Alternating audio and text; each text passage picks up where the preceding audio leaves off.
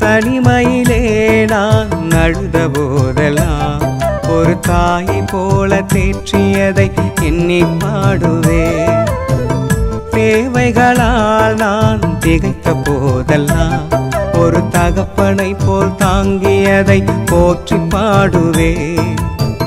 குறைகளில் எல்லாம் கிருபையை தந்து என்னையும் வெறுக்காமல் நேசித்தீரையா.